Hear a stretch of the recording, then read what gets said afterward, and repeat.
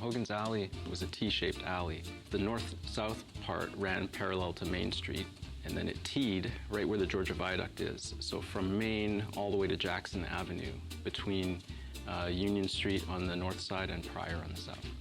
Hogan's Alley was not a black-only neighborhood at all. It was where Italians in Vancouver traced their origins to as well, and it was right on the edge of Chinatown. But it did have a cluster of black businesses and institutions in the church that were significant to the black community and some residential areas. Tell me in the comments, have you ever heard of this neighborhood and were you taught this in school?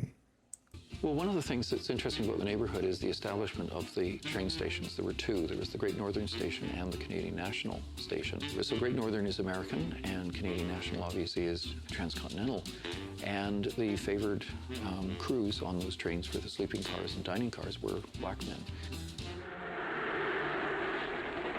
In the United States, it was traditional to hire black men as railway porters. Why do you think it was so traditional to hire black men as railway porters? Translated over into Canada, where there weren't as many black people, but it still became a tradition to hire black men as porters. And it wasn't a menial job. That's one of the interesting things in black history, is that being a porter was something that you'd arrived. This was a very good position. You had a uniform, you got to travel. It was a fairly well-paying job compared to some other jobs that were around. And so at the end of the line, which Vancouver was, you then had that kind of layover, 2 days, 3 days, 4 days as you changed out the trains. And I'm pretty sure that's why Hogan's Alley was where it was. If you go very far back, one of the earliest black institutions in that area was the porter's quarters. It was kind of a lounge for porters. So you had this kind of mix of sort of transient folks coming in for a few days and stuff like that, and then you had the population that was already here. You also had the vaudeville circuits that came in. And so Hogan's Alley was more like a sleep area for the porters when they came into town. Trains played an important role in that because you moved your vaudeville act by train, and all of the circuits came up to Vancouver. And so a lot of black performers came up into Vancouver. Some of them stayed, and others, like the Hendricks family, once the troupe went bust in Seattle, well, they ended up hearing about jobs in Vancouver, so that's why they ended up coming up to Vancouver.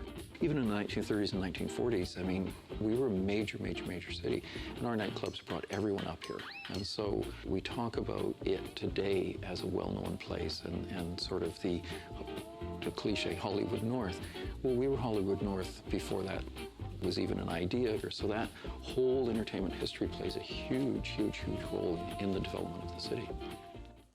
Nat King Cole, Ella Fitzgerald, did you see all those names? That means that place was a well-known stomping ground for black people as well as Italian people. Let me know in the comments if this is your first time hearing about it.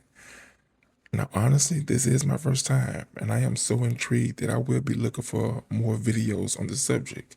If you are just as interested as I am, put an emoji in the comments.